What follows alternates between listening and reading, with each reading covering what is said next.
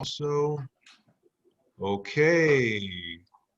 Welcome everyone to the House Divided class, session 5 on medical aid in dying. It can be a very timely topic led by Rev. Jerry Butler.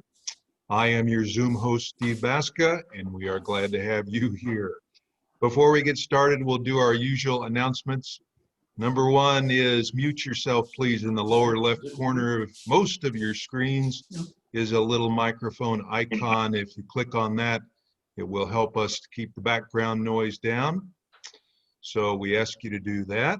And also notice we are recording this for posterity and playback for those who can't be with us tonight.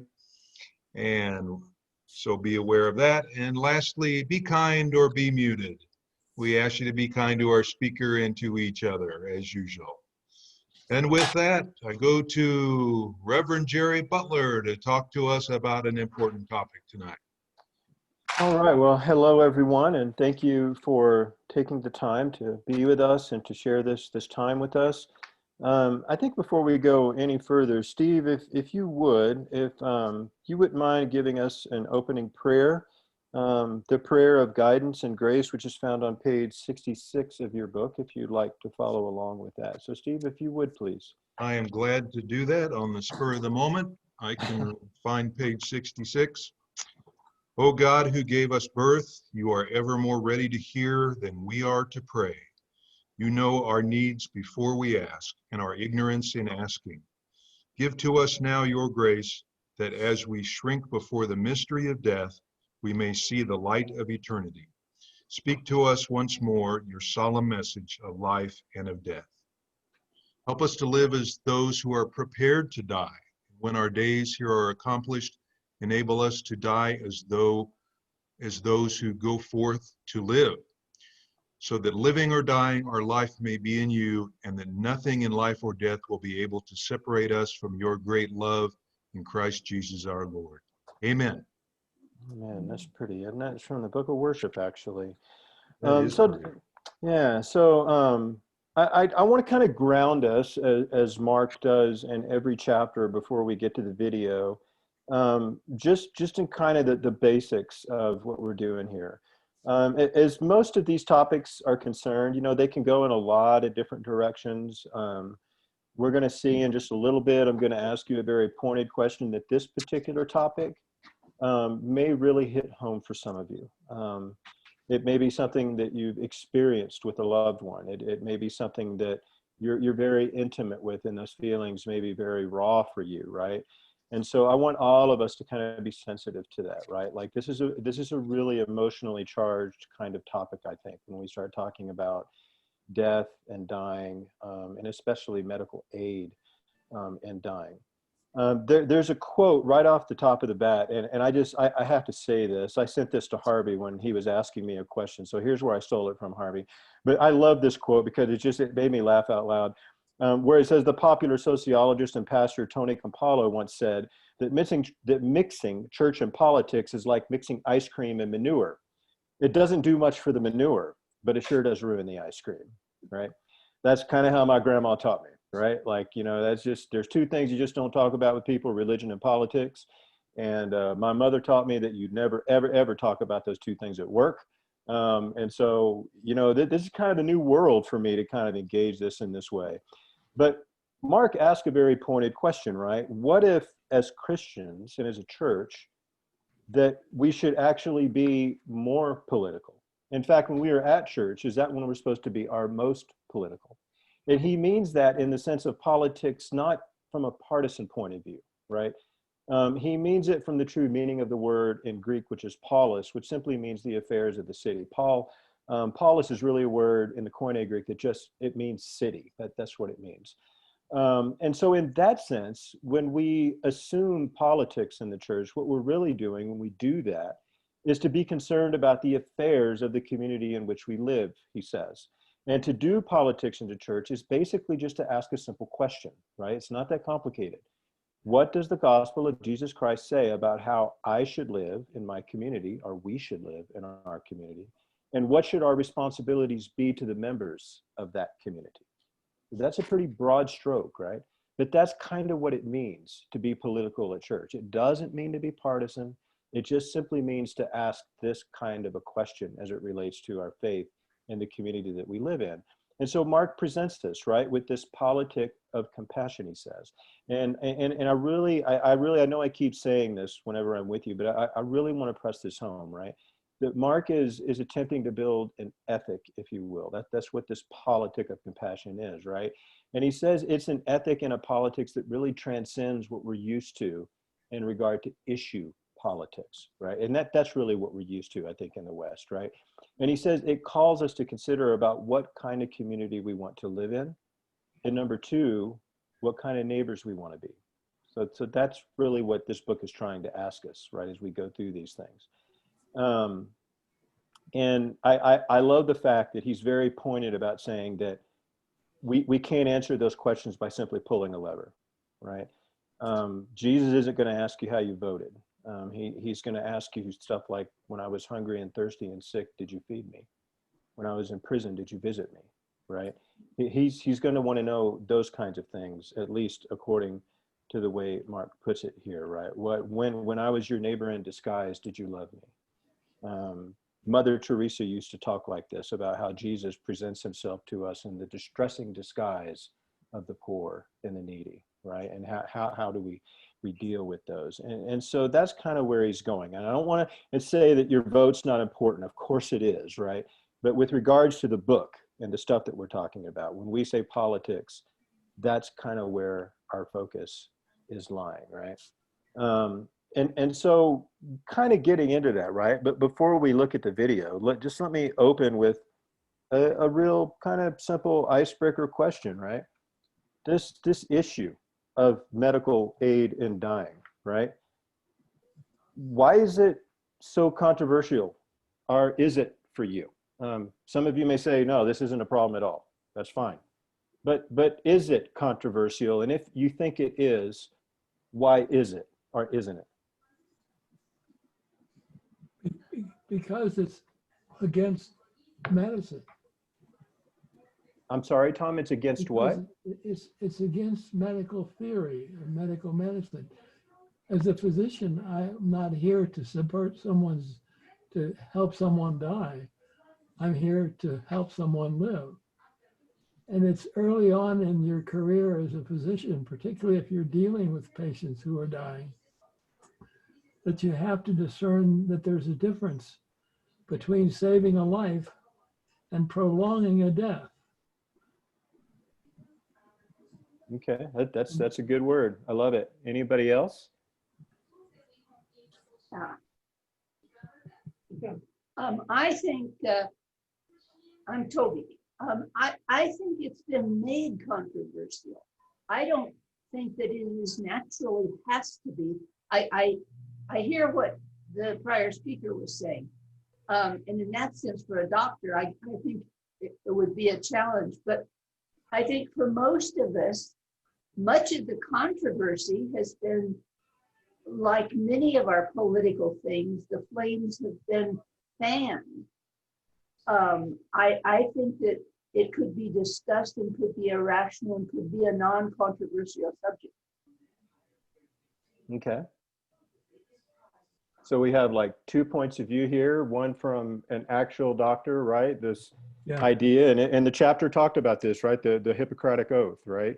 You know, that there's a big difference between, you know, saving a life and prolonging death, and that those are kinds of questions that doctors wrestle with. And then we have Toby, you know, saying that, you know, this doesn't have to be controversial, you know, that we can have a rational discussion about this if we just kind of put aside all of the, how did you put it, the fanning of the flames, right, by the culture that surrounds us, and just kind of really try to discuss this rationally. Who else has something that they would like to put? Ron, I see your hand.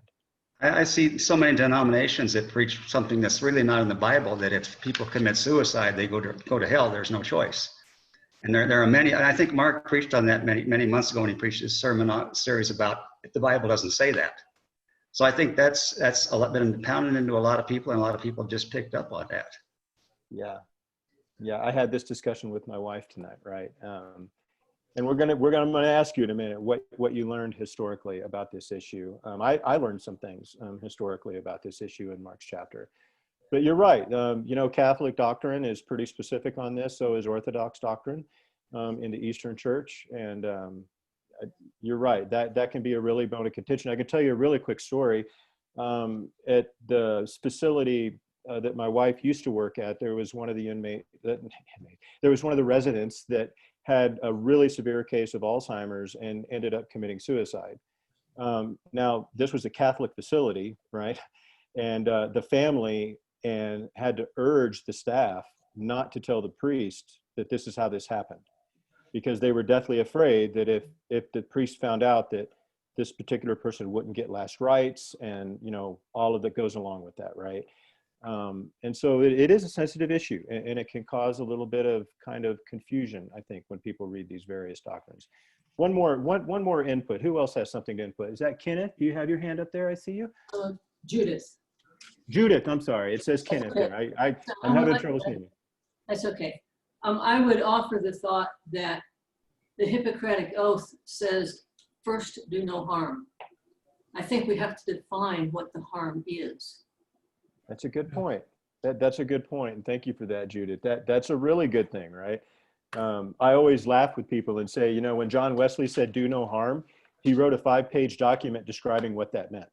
So you're right. Those kinds of specifics are important. What do we mean by that when we say do no harm, right? So these are all really great issues. So why don't we kind of ruminate on this and marinate with that thought for a minute, and let's turn to the video and let's kind of hear what Mark has to say, and then we will come back and go through a little bit of stuff in the book together. Does that sound good? All right, here we go. Labor as myself, give me doubt so I can lay all my weapons on the ground. When the armor of God is too heavy for peace, give me doubt, give me doubt. The Buddhist teacher Dainan Katagiri wrote a remarkable little book called Returning to Silence. In it, he writes, "Life is a dangerous situation. It's the frailty of life that makes it precious. The china bowl is beautiful because sooner or later it will break. The life of the bowl," he writes, "is always existing in a dangerous situation." Right now, 1 American is dying every minute from COVID-19. Right now, in many hospitals around this country, ICU beds are at full capacity with infected patients, forcing doctors to allocate their limited resources based on which patients are most likely to survive and which most likely to die. Right now, public school teachers are preparing to return to the classroom by first writing their last will and testament. Right now, we wonder if we'll avoid infection ourselves, what the consequences will be if we do not, and how many more Americans will die before a vaccine is readily available. Right now, perhaps more than ever in our generation, we see that life is indeed a dangerous situation. Like the china bowl, it's the frailty that makes it precious. Mortality is a pre-existing human condition. While U.S. Americans disagree on so many issues in our current political environment, the one thing we can all agree on is that the mortality rate for humans is still hovering right around 100%. Nevertheless, we do everything we can to avoid talking about it. We avoid even saying the word death, opting instead for popular cliches like passing on or going to a better place, or colorful euphemisms like pushing up daisies, buying the farm, cashing in your chips, going off the grid. The knowledge that our physical body will cease to exist someday that this life of ours will eventually end, it stirs up all kinds of fears. How will it happen? Will it happen slowly or suddenly? Will it be peaceful or painful? Will I be alone? What will become of me afterward? As a pastor, I've buried the very aged and the all too young. Those who succumbed to illness after months or years of suffering, and those whose sudden and tragic loss no one could ever have expected. I've buried those who seemed so prepared for their deaths, and others who fought it until their very last breath. Each of us has a personal obligation to take responsibility not only for our own lives and our own deaths, but the deaths and lives of others as well. Too many Americans die alone. Too many die hidden deaths for fear of the indignities that often accompany death. Too many die without the opportunity to assign meaning to their lives and deaths, to claim their legacy, to say goodbye, to die a good death, as we say. And death is often messy, but it's not something to look away from. By leaning toward it, we can witness its redemptive power to draw people closer to God and to knit the bonds of kinship between family and friends even tighter. In witnessing the illness and deaths of others, we can find delight in the image of God in a person even as their body deteriorates. And in the spirit of kenosis, we can walk with them, carry them, suffer with them as they make their final leg on life's journey. Given that the one thing we share in common is that this life of ours will someday come to an end, isn't it time to find enough common ground to work for the sake of the common good? Give me doubt so I can see my neighbor as myself. Give me doubt so I can lay all my weapons on the ground. When the armor of God is too heavy for peace, I shall not fear.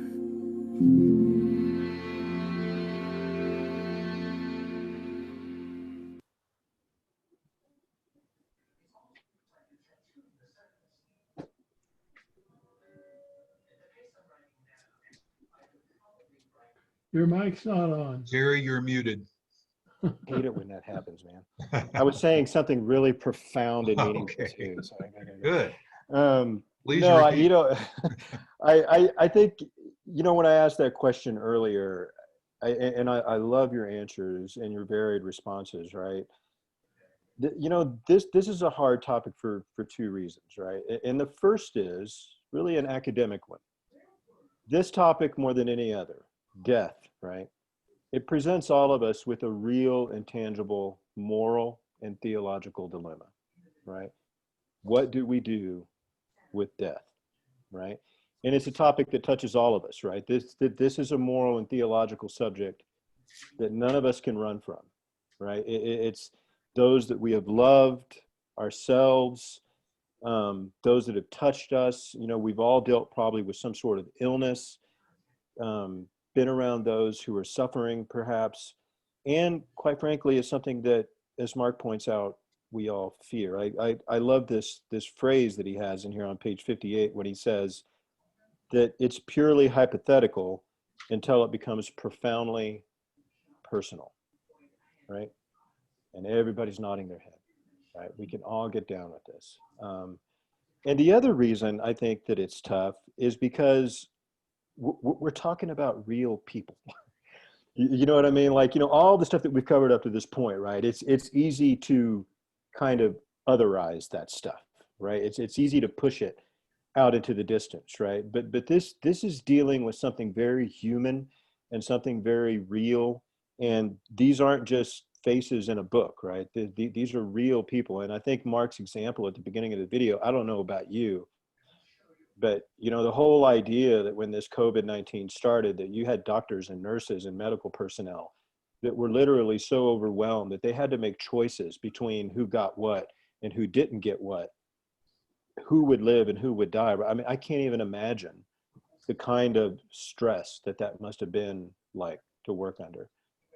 And so those are some reasons why I think it's really hard. And what we're really talking about here, and I really want to focus our conversation, right, is when we talk about medical aid and dying, I didn't get the idea that what we were talking about was simply pulling the plug, right? I didn't get the idea that somebody's on a ventilator or a breathing machine and we make a decision to do that, as tough as that is. I think what this chapter is focusing on, y'all can tell me if I'm off my rocker or not, is this concept of euthanasia, right? And that's a Greek term. And I love Greek, so I'm going to talk about that, right? It's eu and thanatos, those two words, right? A good death. Even the good news in Greek is euangelion, which is a combination of eu and angelos, which is messenger, and you get euangelion, or the good news, or the good message, right? And so euthanasia, it describes a host, he says, of different concepts and practices, but the focus here is exclusively on the common practice that we refer to as medical aid in dying, or physician-assisted death, right? Providing lethal doses of medication to end life, basically. And there's some great information in here on how this idea has been dealt with through the ages. So let me ask this question, right?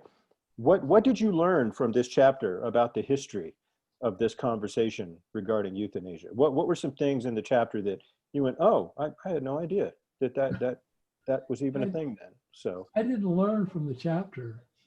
I learned from real life. mm-hmm. And what do you do with a patient who has cancer that has tremendous pain? You cannot treat it because the medications that you use, even the experimental ones, don't work. You know, and the patient knows that they're going to die. What do you do? If giving them morphine to ease the pain, is that suicidal? Yeah, if you give enough. And you can write the order so that the patient gets morphine when they're having pain. And it increases the dose. And eventually you get to a dose that they stop breathing. Is that euthanasia? Is that assisted death? I'm not sure. Anybody else? Yes, Steve. Jerry, could I give a little context for you here, because you are new to Colorado? Excuse me. 4 years ago, when this was on the ballot, 2016, and was approved in Colorado, it was big news and a big conversation. Pros and cons, much discussion in the media, and much look at Oregon and other states that had this already. And since then, there's not been much because it's been a fairly quiet behind the scenes issue. But the thing I remember hearing and reading is that less than 50% of the patients who get the drugs from their doctor to end their own lives actually use it. And that it's been a very quiet issue. Most people don't use the chemicals, but they want to have the option of having them there if they get in such serious pain that they can't handle it. And so that's where it's been at in Colorado in the last 4 years.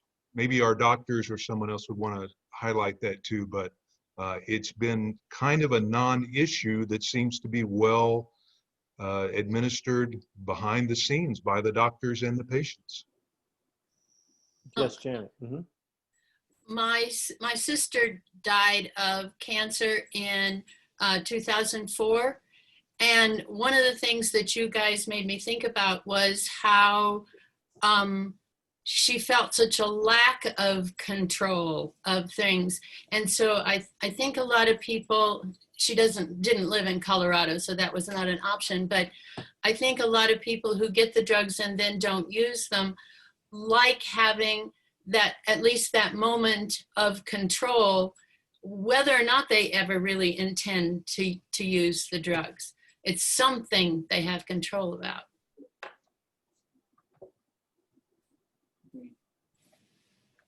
Anybody else?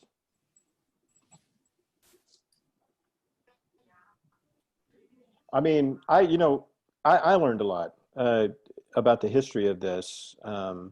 It was some stuff that, I, of course, had touched upon. We talked a lot about this in our moral theology classes in seminary, this whole topic of bioethics and things of that nature. But what really surprised me is that in the book that I never thought about, that it was really Francis Bacon in the 17th century, right, that introduced this idea of palliative care. And up until that point, almost every major thinker or doctrine that came out of the church really opposed this idea of medical aid in dying. And it was all pretty much founded upon the same principle, right? That God gives life, life is not yours to take, right? And so the idea that Francis Bacon came up with, and he wrote several treatises on these things, this idea of palliative care to ease the suffering of the dying, right? That's okay. Now, a great point was brought up earlier, though, is like, at what point, do you give so much medicine that palliative care literally just becomes end of life care, right? It just stops everything. But what I really found interesting is that it really wasn't until 1920, right, that you had some booklets that were published under the title Permitting the Destruction of Life Unworthy of Life. And then this leads in, of course, decades later to this idea of eugenics. And that went on for a long time. And then that evolves into the 90s when you get Dr. Jack Kevorkian, and the whole debate starts there. And so, this isn't something new that's come about, right? This is a moral dilemma that I think we've been wrestling with for centuries and trying to figure out. Now, as far as the United Methodist Church, I wouldn't be a good pastor if I didn't state our position on this as a denomination. And Mark puts it here in the book. So, as a Methodist pastor, when people ask me what my position is on these things, the first thing I always do is answer with the Book of Discipline, right? Because that's where we're at as a denomination. And it just simply says, if death is deliberately sought as the means to relieve suffering, then that must be understood as direct and intentional taking of life. It goes on to say that the United Methodist tradition opposes the taking of life as an offense against God's sole dominion over life, which is the same argument that's been used for centuries, and an abandonment of hope and humility before God. And that's kind of the consensus among most mainline, I would call them Protestant-based denominations. What are your thoughts on that? I mean, any comments at this point? Anybody losing their mind and just wants to say something?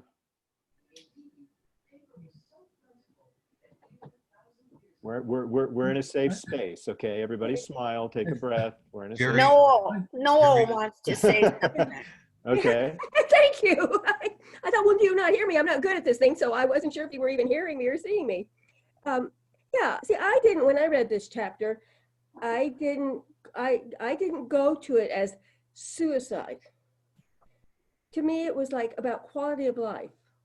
When my husband got sick, he wanted to try and live for a while. And palliative care came in, and it's a horrible experience, but they did. And there was some things that they could do to prolong his life for a while. And we did. We traveled. We spent some great times together. I wouldn't have had those times if we hadn't talked to the palliative team. But we did. I didn't consider it. No one gave him pills or anything like that. He just eventually reached a point where it was a choice. Should I take him off the machine that he had unhappily gotten put on by mistake? Or should I let it go? And I let it go. I let him go on the machine and go because it was time. Mm-hmm. But I felt that it was about quality of life. Mm-hmm. His life was good before. It wasn't a case of him lying in bed half dead at that point. At that point, he was able to get around. So I don't know. That was how I took it. Mm-hmm. I didn't consider it like suicide. Okay. I agree with you 100%. It's not giving palliative care, morphine or whatever to ease the pain is not suicide. It may end up that the patient stops breathing. but it's not suicide. Mm-hmm. And the one thing you have to realize though is that, and this is particularly true of adolescents, the kids, is it's very important for them to feel that they had meaning. And it may be that way in adults too. Their life had a purpose.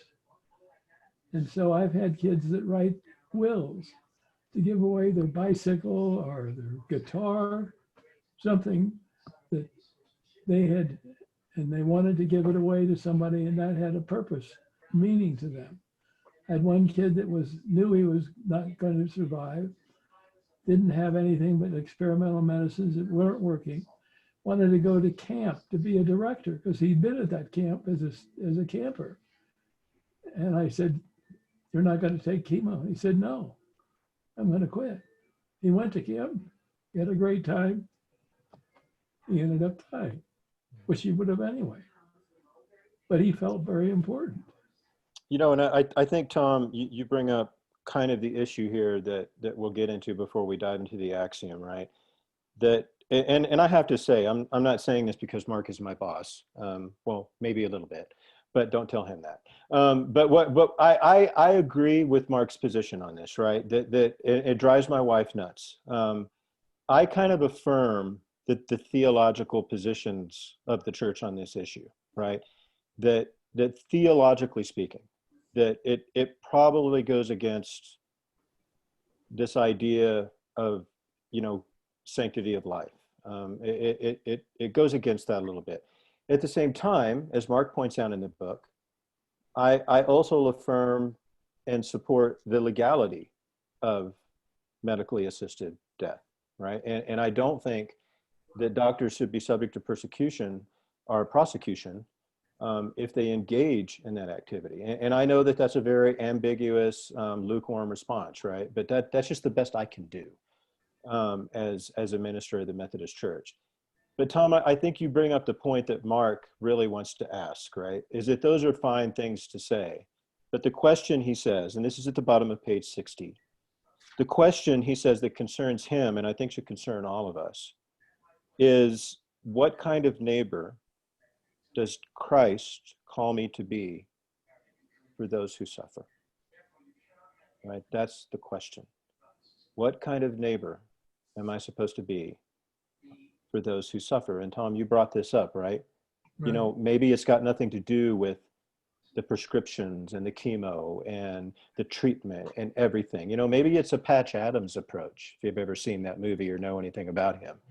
Maybe it's really about making people feel loved and human and valued and making them feel like they matter, right? And that they're heard and felt.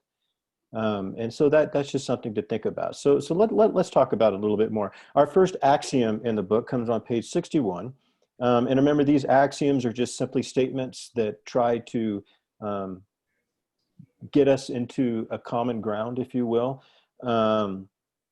So axiom 1 says, mortality has always been and will always be a pre-existing human condition. And, you know, I agree with them. You know, the last time I checked, the statistics tell me that the mortality rate is still about 100%, right? None of us can run from this, right? It's going to happen. Death and taxes, as they say. And he does point out some interesting things in this axiom that I kind of want to get your thoughts on. That there's this kind of shift in thinking, right? That before the 16th century and the scientific revolution, really before the Enlightenment, that people really had more of a disposition to believe in the supernatural, right? They believed in, you know, the existence of the supernatural. They believed in the intervention of the supernatural in the world around us. And you even see this in the early church in the way that the Bible and that the church was interpreted, right? Now, starting with the Enlightenment and the scientific revolution, that kind of shifts a little bit, right? So we move away from death being something that's predetermined by God and out of our control and is supernatural stuff. And suddenly we come to believe that we're responsible, right? That we don't have to die when we don't want to, right? We can take medicine and we can go see doctors and we can take vitamins and minerals and work out and eat food that's good for us, and we can prolong this. It becomes our choice. And Mark says that as an effect of this, that really what it ultimately means is that we can put off death, not permanently, but for as long as possible, right? And that death can become something that we outrun much more than it is to be feared, right? So what do you think about that? Did that stir any kind of thoughts in you as you read through this axiom? Do you agree with it or not? What kind of things came to mind for you? Yeah, I was thinking that, you know, with all the technology that we have and the advances we have in extending life, right? It's hard because sometimes a doctor can keep you alive, but are you really living? And then, you know, and normally if you didn't have all this technology, you wouldn't have, you know, existed another couple months or something. But it's sometimes the doctors really don't make the decision about when you die. I mean, it's oftentimes up to the family. And I think families are ill prepared for that decision. They think, oh, well, if they're, you know, there could go two ways. One, they could say, keep trying, or the other way, they can be like, okay, I guess it's on me to decide if I'm going to pull the plug on the respirator or whatever. Mm-hmm. And I mean, that happened with my father. He was 61 and had kidney disease, but he had a staph infection, and he had not a heart transplant, but he had a valve transplant and all this stuff. And, you know, he kept him alive an extra month. But it was up to my mom then to say, no, I don't want to have any more respirator anymore. And because it was just, you know, but we could have kept him on a respirator, and who knows, but he wouldn't have been able to get out of bed again. Mm-hmm. So it's just hard because I find that there's such a gray area now because we have all this technology and then to extend life, but is it really like, it almost you need more counseling on, okay, well, what would I do when this happened, or what would I do when this happens? Because there's no clear line anymore. Yeah.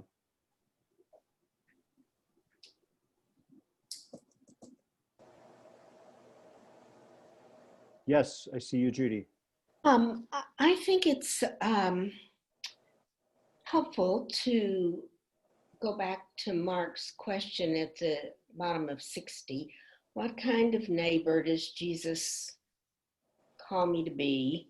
In my case, was what kind of daughter and son-in-law does Jesus call us to be for my mother?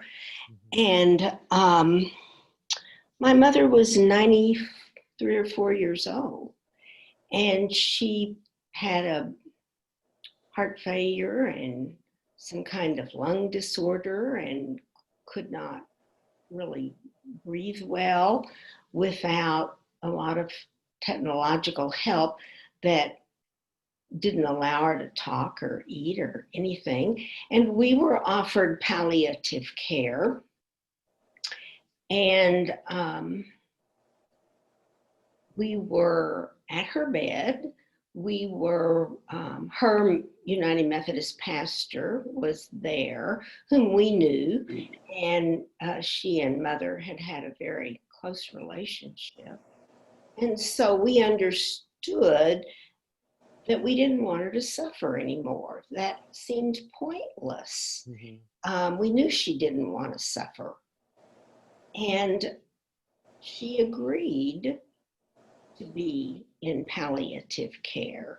Wouldn't you say that was a conscious agreement? And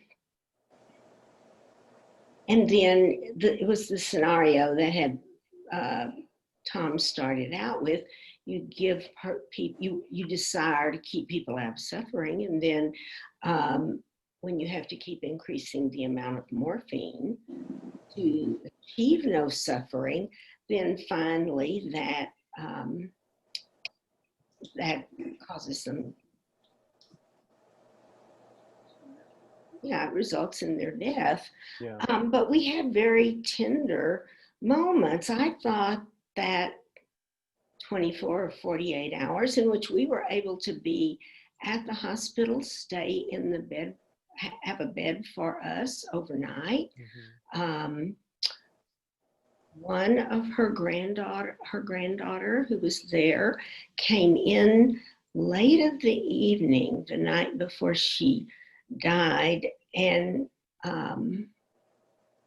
massaged her hands, painted her fingernails, I think. It was just very tender. We were already lying in our bed, and it was like, you just go right ahead.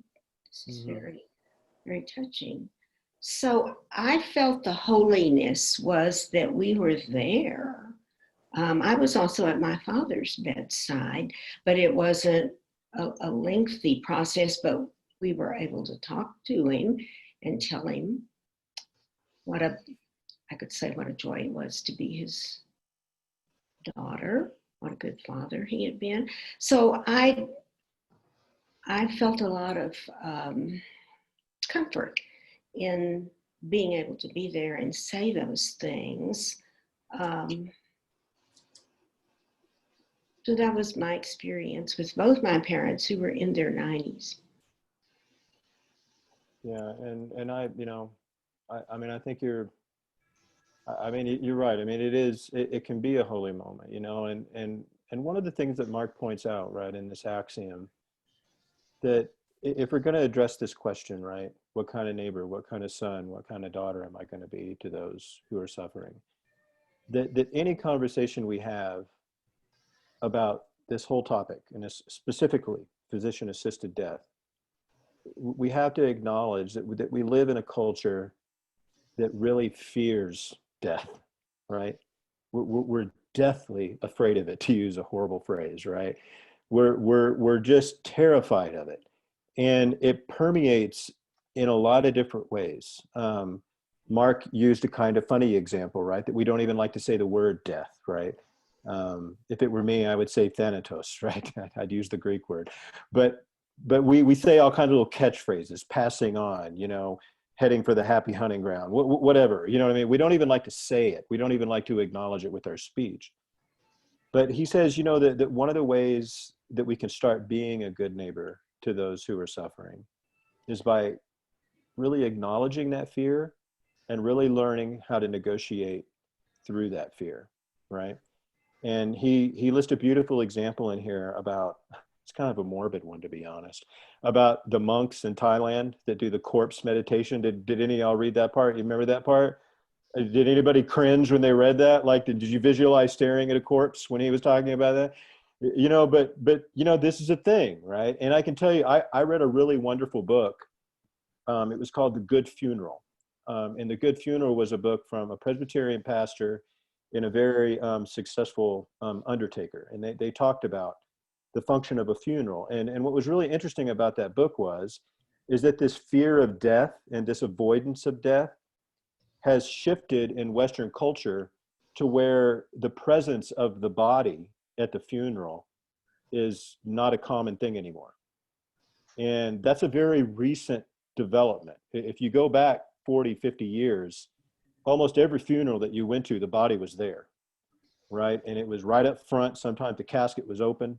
But now, over the last 20, 30, 40 years, what we've seen is this rise in cremations, right? And it's become a whole industry.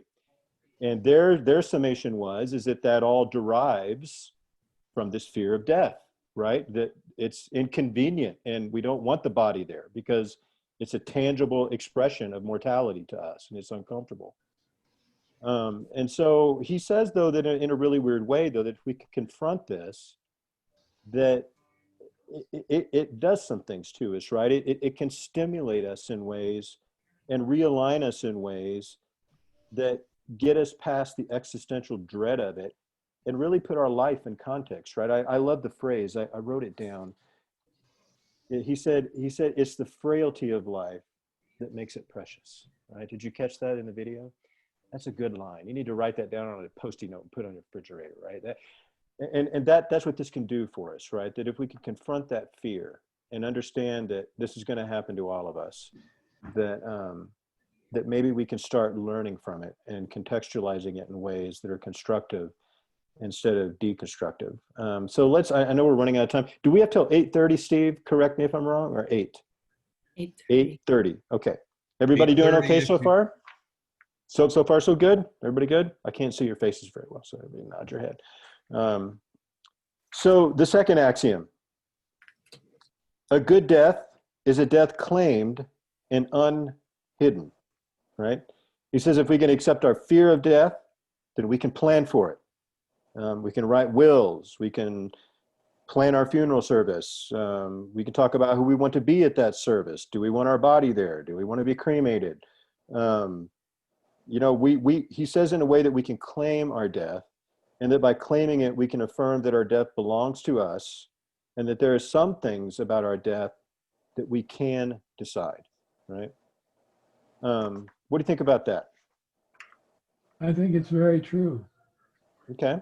It's very important, particularly with kids and adolescents. In our family, my mom and dad both did that. And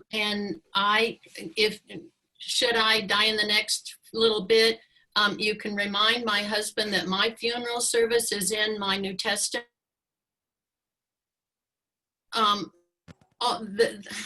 And sorry, I forgot what I was going to say about it, but that when you do the planning, it's very helpful for the family, particularly when I was thinking about it whenever Judy Marks was talking about that she was having to make those decisions. I also had to make those decisions, but because my mother, my dad was a different situation, but my mother had a prolonged death, and she had quite literally on her refrigerator, as do I, what she wanted done and when, what kind of treatment she wanted or did not want.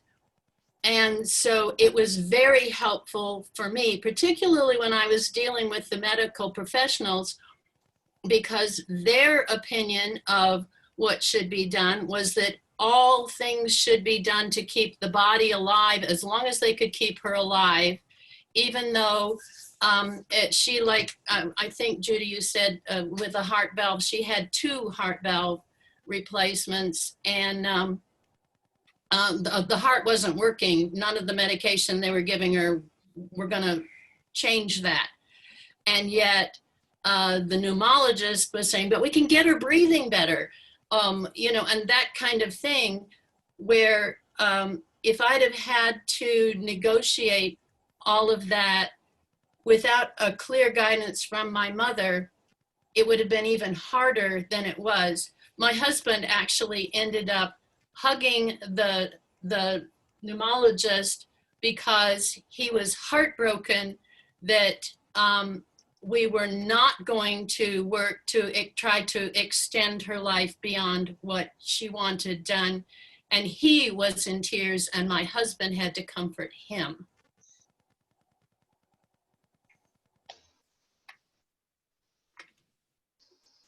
Oh, I see Laura there. I'm sorry, I'm flipping back and forth. I see you, Ron. We'll go to Laura, and then we'll go to Ron. Sorry if I jumped in front of anyone. Oh, no, I'm trying to flip between 2 screens so I can see everybody.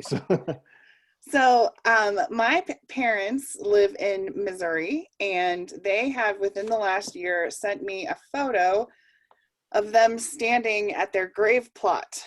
And I was like, Mom, I'm not ready for this. But there they are, just like standing there, like, we thought we'd get a picture while we're on top instead of underneath. And I was like, you have got to be kidding me. But I am so appreciative.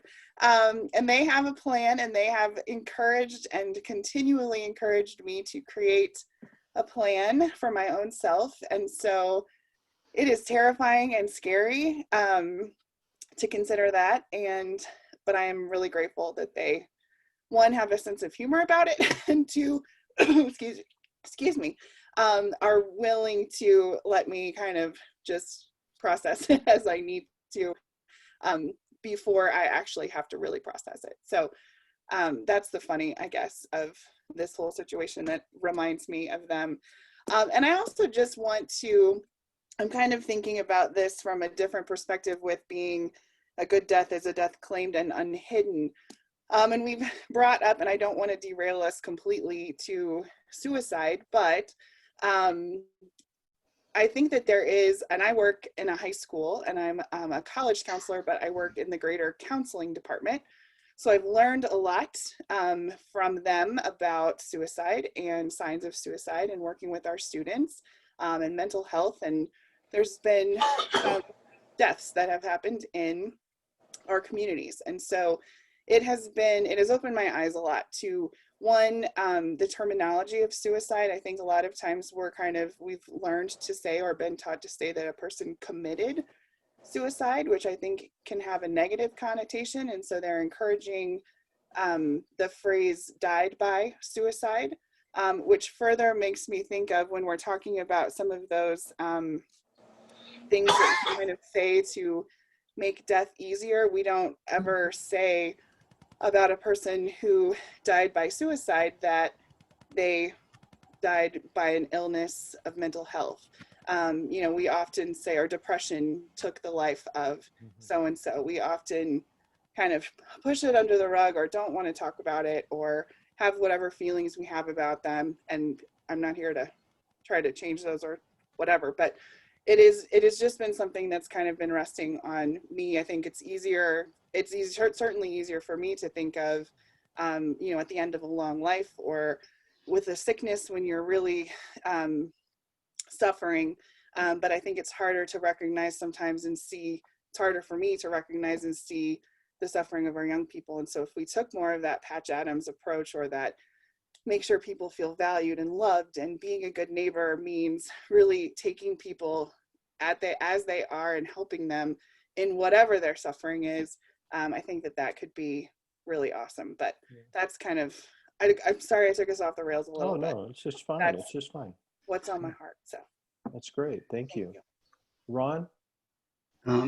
As I think through all this, my mind keeps going back to Viktor Frankl's book, A Man's Search for Meaning, about his living through two Nazi death camps because he was a physician and they kept him alive. But he talks about the people that actually did the forced labor for years and years and survived was because they somehow held on to hope.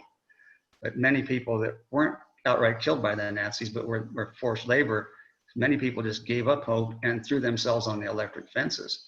And so I think what I'm seeing on this here is sometimes people give up hope, but they can do it on their own terms. Mm-hmm. And I think some of those people just gave up hope on their own terms. And I think that's what we're talking about in this axiom is doing that.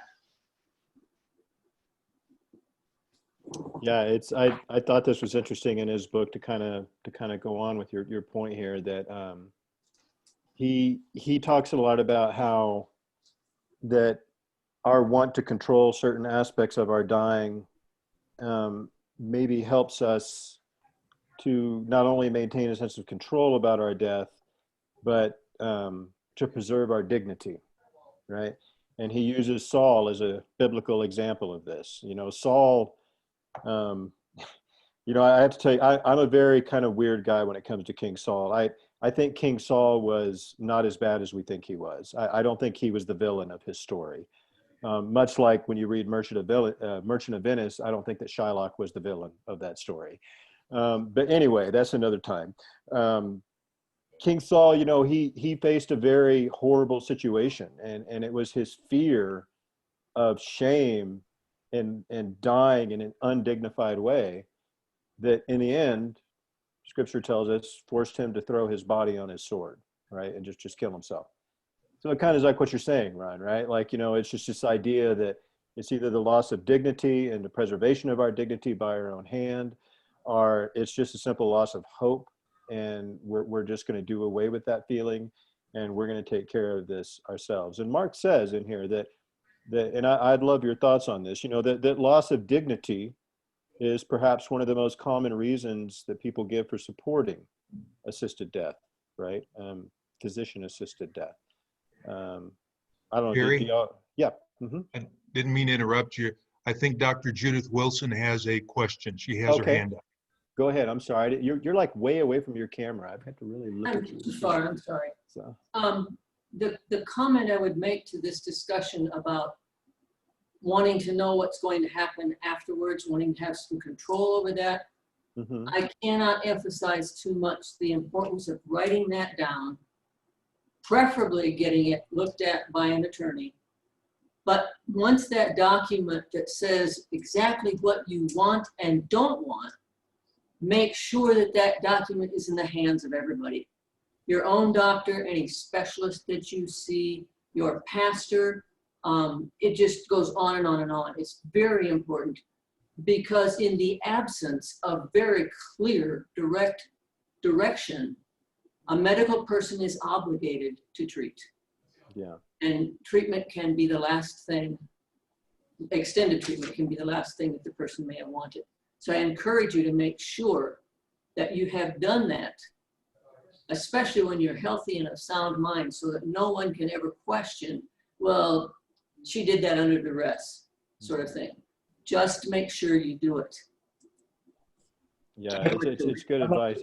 I experienced a lot of this with my wife when she worked at that Catholic retirement village, that we saw it both ways, right? We saw where those documents didn't exist and it caused a lot of tension at the end of life. And then we saw other cases where everything was very planned out, very clear, totally in the hands of everybody that needed to see it. And very orderly and fashionable. You need a family advocate too. Yeah. Because families can get very distressed as the end approaches, as actual death is about to occur. Families can come unglued. You need to have someone be your advocate in that case. Because no, don't do that, or yes, do that. And it's not what the individual wanted. I'd like to reinforce what Judith said. And there is the St. Andrew Church is made available for many years. I don't know how currently available it is, a document called 5 Wishes. And it has opportunity guidelines for naming all the things that Dr. Wilson just asked us to be specific about, plus a living will. Judy and I have done that in our time with our attorney, and have those documents available.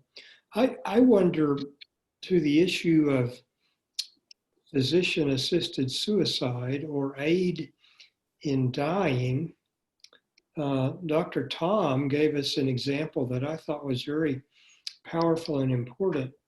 I wonder if we can think of other examples or case studies where we think a patient, before they decline, if they're continuing to decline, a patient before they decline works with their doc, if the doc is collaborative, to receive the medication ahead of time. I think of an ALS patient whose decline is, I can't think of a much more depressing disease, Lou Gehrig's disease, where one's faculties continue to diminish over years at the end. I can certainly see justification for that person to have some agency in ending their life. And I voted when Colorado had this on the ballot. I voted for the legality of euthanasia or physician-assisted suicide. What other cases do we think of that are justifiable?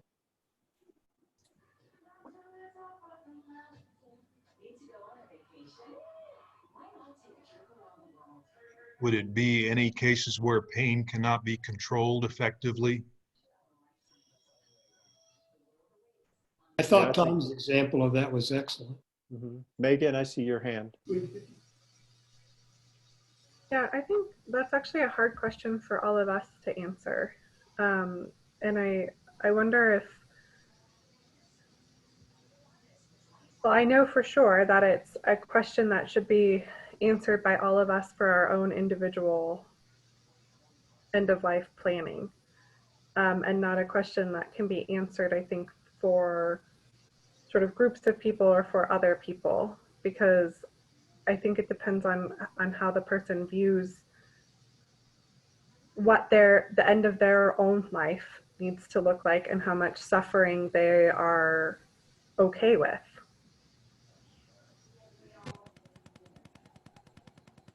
I think you've hit on something there, Megan. The relationship I have with my God, I think authors me to make statements ahead of time about what I think is appropriate and what is not for me. And so to me, that supports that there may be cases where things are beyond control and there needs to be some potential assistance. Difficult question. I see the hand of the Montgomerys up there. She's been holding her hand up. Yeah. Well, there's you know, the book talked mainly about dignity, and I agree very much with Steve with the idea of quality of life and pain. But there's another example, you were asking for examples that nobody talks about, but that I have encountered as a retired estate settlement attorney. And that's people who say, I do not want to bankrupt my family with the cost of maintaining me if there is no quality of life. So there are situations where it is a financial decision. Now, whether that's good or bad, that's an example that does occur. And I think it's a realistic, genuine thing to deal with, that if you know you're going to have insurmountable pain, maybe you have ALS, the example was given, no quality of life, and you know it's going to cost $100,000 a month to keep you alive, you'd rather your grandkids can go to college. So I don't think it's all that illegitimate an issue. It's a great point. It's a great insight. My own wife and I had gotten a spirited conversation about this tonight on that very topic, right? That's one of the nuances about what we're talking about, right? That we immediately go to the physical, but that sometimes, like you said, there's another layer to this, right? And it's the layer of medical costs and the availability of medical care that becomes an issue as well for people. Now, I want to challenge all of you to really think about, oh, I'm sorry, Judy, go ahead. I see your hand there. Thanks. I just wanted to call our attention to the Romans scripture that Mark uses in the beginning on page 1. And also he goes back to it here in the discussion of the third axiom. And then he sort of unpacks it at the top of 66, that, but there's nothing in life or death and so on and so on and so on can separate us from the love of God. This has always been one of my 3 or 4 favorite scriptures, and I have found it very real in my own life in times of great difficulty around death. But I like the way he unpacks it after he says nothing in life or death can separate us from the love of God. Then he goes on, not death by lethal medication, not death made more peaceful or bearable by palliative care, not a death absent of suffering or a death imbued or seemingly diminished by suffering. Nothing can separate us from God's love. And I find that very, very comforting, and I believe it heartedly. Yeah, I do too. You know, I wrote at the top of the page there, since I love everything about John Wesley and Francis Asbury. But, you know, Wesley, on his deathbed, supposedly was quoted as saying over and over again as he passed, he said that the best of all is God is with us. And he just kept saying it over and over. The best of all is that God is with us. And I think it reminded me of this verse, Judy. You know what I mean? That regardless of how we go or when we go, that what we can always be assured of is that God is with us, right? And will be with us for eternity as we pass. Now, when we get to that, before we get right into that axiom, I don't want to. I found one section of this axiom too pretty challenging for me, and I think it's challenging for all of us. And it's this idea that Mark talks about, where, you know, planning for our death and telling people what our wishes are, that all of those things are very good, right? But that most of the time, that those things are driven from our cultural feelings that he says are enamored with beauty and autonomy and privacy and stoicism. He says what we really want to do is make death very clean and very orderly, right? But he says the reality is that in some cases, and I can tell you in the case of my own grandfather, right, death is really messy. It's extremely messy. It's not fun to watch. It's certainly no fun to experience. In the case of my grandfather, as Mark points out, any concerns of personal privacy, which were huge for my grandfather, were just gone, you know, because he got into a state where he was so debilitated and so cantankerous that he needed 24-hour care. We couldn't leave his side.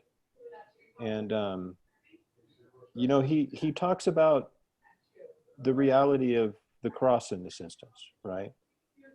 That, you know, one of the things that we can learn from our Catholic brethren, or I should say siblings, that, you know, that this traumatic death that involved blood and anguish and lament, that it was transformed into this very powerful symbol, right? I mean, I've got one around my neck right now. And, you know, he says, and I'd love to hear your thoughts on this, right, that what Jesus was doing by submitting to this was simply saying, look at me, look at this. You know what I mean? That this is what it means to be human. This is what death is, right? And he urged us not to turn away from that ugliness, right? But to stare at it and to see it and to watch him experience it. And Mark has a really powerful statement in here where he says that the dignity of Jesus was not lost in the unloveliness of his dying on the cross. His dignity was preserved by giving us a generous and honest glimpse of our own lives and our own death. Dignity, he says, is the courage to be unashamed by what happens to the human body. For Jesus, dignity was the willingness to be seen exactly as he was, even in the moment of death. And here's what I want your thoughts on. Having control of our own death, Mark writes, is an illusion. Our losing our dignity and dying is a myth. This leads us and then into our final axiom. So, I mean, what do you think about that? You know, and I could, the verses, if you want to look at them, they're in your book, but he uses the example of the crucifixion and the passion of Christ from Mark. I think he does that because Mark is very to the point, very graphic about the passion. It's the shortest gospel, the first gospel that we had. So it's usually a good template to work from. Anyway, what do you think about that? Dignity is the courage to be unashamed by what happens to the human body. And Mark has some great questions about here, right, when we think about Christ, right? Was Jesus's death dignified or undignified? What is the meaning of Jesus's death to you? And what does that very public death teach us about what it means to be human?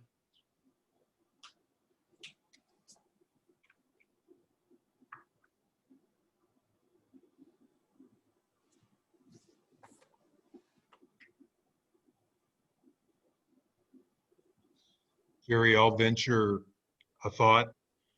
I cared for my father when he was sick in his last year, and he was in a hospital bed and at home, and changed him and fed him. And it was a reversal of care when I was a baby to when he became that role and I took care of him. And I know lots of others probably on this call have done the same thing. It was a humbling thing for him to be in that situation, someone who'd always been strong and leader to empty himself, so to speak, and accept the care of others. And that was a teaching process for him and for me. And I think that's part of the process of life. And that's what some of these final times are meant to teach us.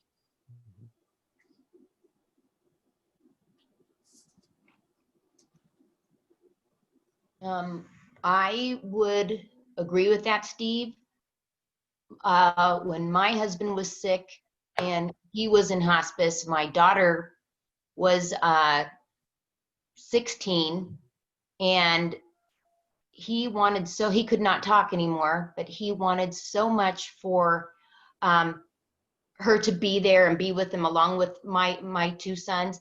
But watching Kaylee feed her dad when he could no longer feed himself, on one side was extremely heartbreaking. And on the other side, I could see in my husband's eyes how happy he was to have that connection with her.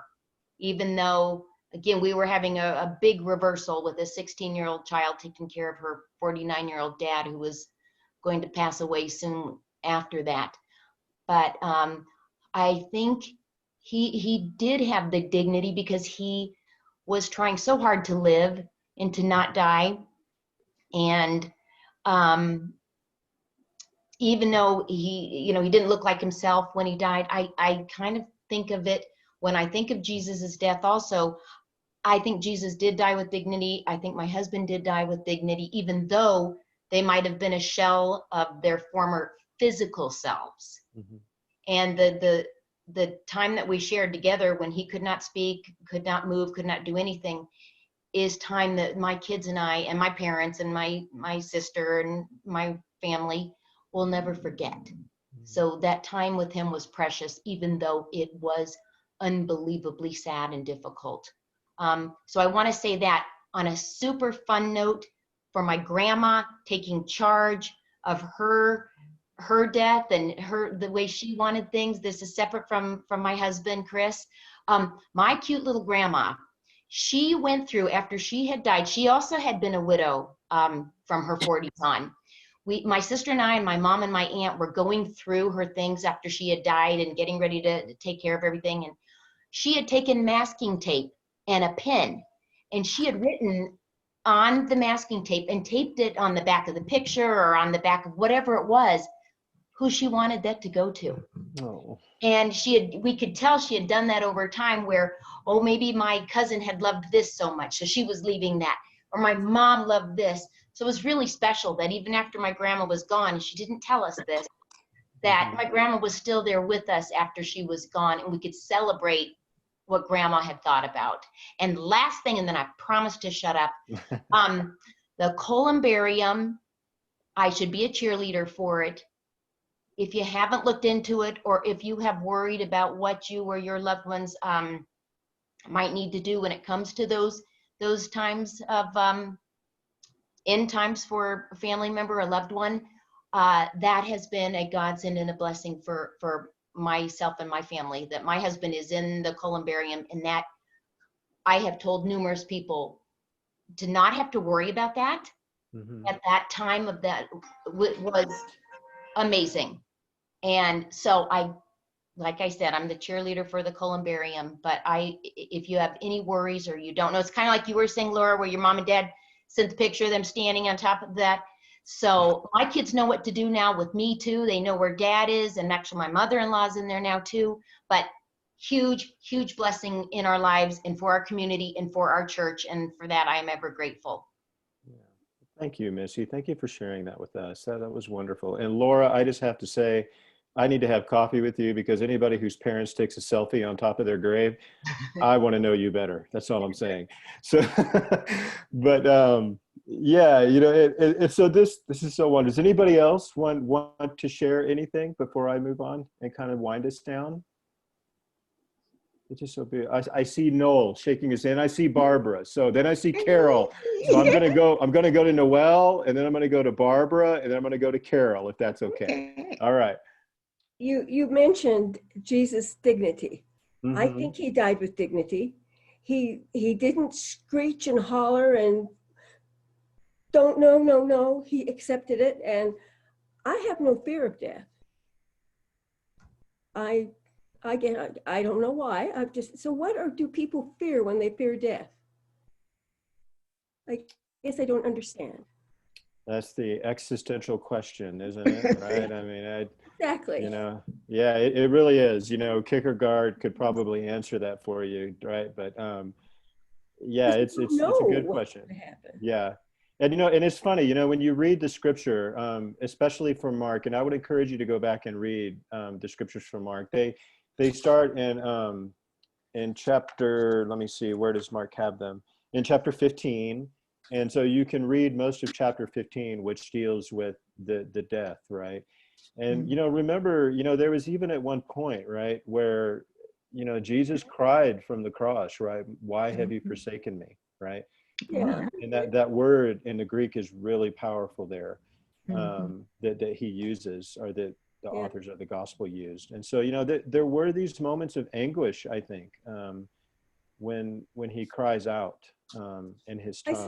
I suppose. Yeah. Yeah. But I never, yeah. But to your point, Noel, like you're saying, even though that was happening, you still feel like reading those stories that there was a level of dignity that was maintained in that moment, right?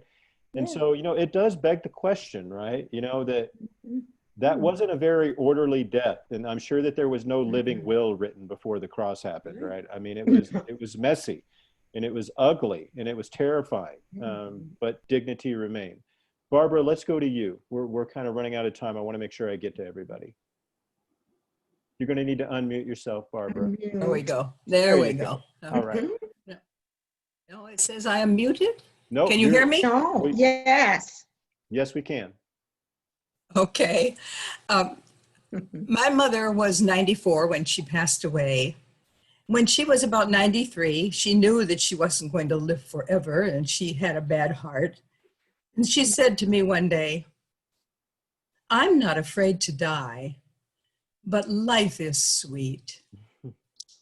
And I got to thinking, as we were talking about all of this tonight, when it gets to the point when life is no longer sweet, then death becomes the thing that is sweet. Yeah. It's a good word, Barbara. Thank you. That's wonderful. Kara, let's go to you. Yes, I wanted to share that I had a friend who was in a facility and she was quite ill. And I came to visit her. And one thing I noticed while she was dying, you know, was her arms kept reaching out, like she was reaching up to Jesus. I just sort of got the impression that we're not alone, you know, when we die, you know, that God is indeed with us. And she just seemed to, you know, just want to go, want to grab the hand, you know, of Jesus or God and be one. And that was just so meaningful to me. And in fact, they said, "Don't come back. We're trying to calm her down, because when you come, she gets all excited again." I go, "Oh no." But it was just beautiful to see that, you know, transition being made. Yeah, that's wonderful. Yeah. So anybody, I see Noelle again waving her hand. Well, that's interesting she said that, because we had a very dear friend. He was my godfather when I was baptized, etc. But he was my parents' age, and the son was my age. And he was with his dad when his dad was dying. And all of a sudden, his dad turned to him and said, "Hand me my hat. They're calling for me. They're waiting. They're standing there waiting. Hand me my hat. So I've got to go now." And he put his hat on and died. Oh my word. I know, something he saw. It's like, so your story fits. It's like, what did come on, let's go type of thing. I don't know, I thought that was pretty. Yeah. It's time to go now, right? Yeah. So, that's love. And the young Bill just kind of went, wow. Yeah. So this leads us to our final point, right? I don't want to spend a tremendous amount of time, because I think all of you have eloquently expressed this, right? That a good death is assigned meaning by the way we assign meaning to it, right? That a good death is determined by the meaning we assign to it. And illness and death, Mark's right. He says it's replete with meaning, right? And, Mark, I can tell you that, and I don't want to interject my own opinions here, but one of the most special things that I learned from my previous appointment at 2 small country churches is I had the privilege and honor to officiate at least 7 funerals in a 2-year period. And I had the deep honor to actually sit in a room with someone at their home with their family present. And it was the final moments, and literally 5 minutes after I left, that individual passed on to heaven. And, I can tell you that I can just agree with everything Mark says here. That illness and death is replete with meaning, but that meaning is determined by the way we assign it to us. And this is where, as Judy points out, that Mark used this beautiful verse from the epistle to the Romans from Paul, where he talks about how nothing can separate us from God. And indeed, as Wesley said, the best of all, that God is with us, right? And so that's just kind of what I want to end with, that, that when we can shed our fear of death, when we can face it, when we can understand that maybe death, however it comes, whether it's through assisted medical help or it's natural or however it comes, when we can kind of understand that our dignity can still be maintained, I think in all of your stories tonight, you've kind of witnessed to the fact that things like kinship and kenosis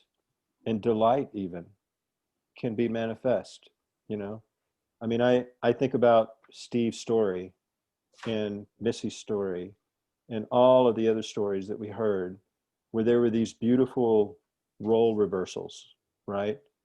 Where those that had been caring for were now being cared for. And the amount of selflessness that had to come in that moment on both sides, right? I mean, to allow yourself to be cared for, right? I can tell you, my grandfather did not want to be cared for. He wanted to be left alone, right? And it was hard. It was hard. But, in the final moments, in those final days, he finally relented and he submitted to that care. And so, I hope you think about these things, these 3 axioms: that mortality is a pre-existing human condition. We're all going to die. That a good death is a death claimed and a death that is unhidden. And that illness, because God is so near, can be replete with meaning if we can just see it and experience it. So I am about 7 minutes away from the end here. So are there any closing comments or anything? And Steve, I will give you up and I will do the closing prayer. I won't call you out this time. I'll do the closing prayer. Jerry, so if I can, just a quick thought too. This reminds me that I've met at least 2 people at St. Andrew who had near-death experiences, and they felt in the presence and saw Jesus in their opinion. And they say, of course, you can argue that was chemically induced, but the help to its faith is inspiring to them. And their takeaway, they told me, was that you don't realize how close God is to us, how only moments away he is there. And they wanted that to be a takeaway. So I just wanted to share that. Thank you. Thank you. Anyone else? Yes, Ron. Quick one, Jerry. My daughter gave me a book years ago. It's called Being Mortal by Atul Gawande. It was a New York bestseller. I don't know if anybody can see that or not, but yeah, he's a professor from Harvard Medical School, and he goes through all of the whole thing that we're talking about now about the different types of care for older people as they get older, all the different options and everything, why, the different type of diseases we die from. But it's just a really excellent book. And it's got a section on there about how to have the talk with an older relative when it's time to say you need to be put into care. It's, like I said, it was a New York bestseller. And it's really an amazing book from whatever perspective you're in, whether you're perfectly healthy or whether you're starting to get older and ill, or if you're going to have the talk with someone it's just a great resource. Thank you, Ron. That's helpful. Thank you very much. Could I make a comment quickly? You sure Just- can. just- Mm-hmm. Ron, you're right about that book. Atul Gawande, actually, that was the third of a trilogy, if you will. The first one is called Complications, I think. And anyway, they're oftentimes found in threes. But that third book on being mortal is kind of a summation, a closure, among other things. And I couldn't agree with you more. It's an amazing book, as are the first two in the trilogy. So highly recommend those. Thanks for mentioning that, Ron. Yeah, well, my daughter's an ER nurse practitioner, and she said, "Dad, you're getting older, and I've read this. I want you to read it." I'm like, "Okay," and it was really well worth it. Good. Excellent. All right. Well, friends, I want to thank you. It's really a privilege to share this time with you, to be among you in this space, and I appreciate your honesty and your willingness to share. I hope you have found our time together enriching. We've laughed a little bit, we've thought a little bit, and I hope you will keep thinking and keep asking questions and keep wondering and keep wrestling with these issues, because I think that's how the work is done, if you will. So with that, let us close in prayer. This might be a familiar prayer to you from Reinhold Niebuhr, at least a stanza of a very long prayer that he wrote. Let's bow our heads and pray. God, grant me the serenity to accept the things I cannot change, the courage to change the things that I can, and the wisdom to know the difference. And all God's people said, Amen. Amen. All right. Y'all have a wonderful, wonderful evening. Thank you again for being here and for listening and sharing and just making this a really great experience. Thank you. Thank you, Jerry. Jerry. Thank you Yeah. all. See you later. Thank you so much.